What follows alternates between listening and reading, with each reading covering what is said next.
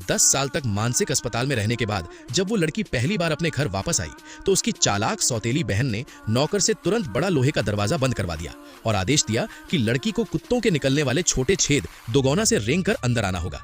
लेकिन किसे पता था कि लड़की एक ही किक में उस भारी भरकम लोहे के दरवाजे को उखाड़ फेंकेगी। ये रौबदार नजारा देखकर सौतेली बहन की आंखें फटी की फटी रह गईं। दरवाजा टूटता देख नौकर शाओशान ने तुरंत लड़की को डराने के लिए कोड़ा उठाया, लेकिन लड़की ने पलक झपकते ही कोड़ा छीन लिया और उल्टा उसी पे बरसाना शुरू कर दिया। सौतेली बहन ने जैसे ही शाओशान का बचाव करने के लिए मुंह खोला, बात पूरी होने से पहले ही उस पर भी एक कोड़ा पड़ गया। पिटने के बाद भी शाओशान बाज नहीं आया और दोबारा हमला करने झपटा, लेकिन वो खाली हाथ रह गया और लड़की ने कोड़े से उसकी गर्दन ही दबोच ली।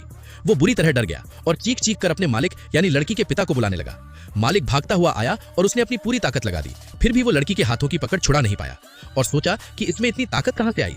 कोई चारा ना देखकर पिता ने सारे बॉडीगार्ड को बुला लिया, लेकिन इतने सारे बॉडीगार्ड्स मिलकर भी उस लड़की का सामना नहीं कर पाए।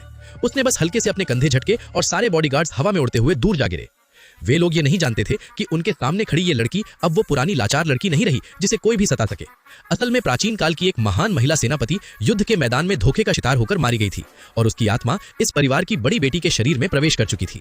अगर शीर्ष उद्योगपति लू परिवार के बड़े बेटे के साथ उसका रिश्ता तय ना हुआ होता तो उसका पिता उसे ताउम्र उसी मानसिक अस्पताल में सड़ने के लिए छोड़ देता।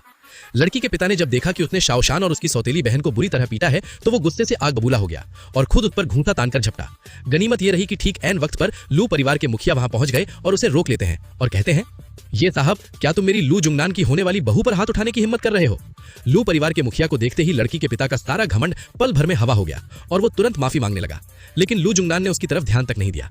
इसके बाद वो लड़की की तरफ मुड़े और अपनी होने वाली बहू को अपने घर चलने का न्योता दिया ताकि वो अपने बेटे के साथ कुछ वक्त बिता सके। लड़की ने भांप लिया कि ये आदमी काफी रसूखदार है, इसलिए उसने हामी भर दी और उनके साथ लू पैलेस आ गई। पार्ट 2 के लिए सब्सक्राइब करें।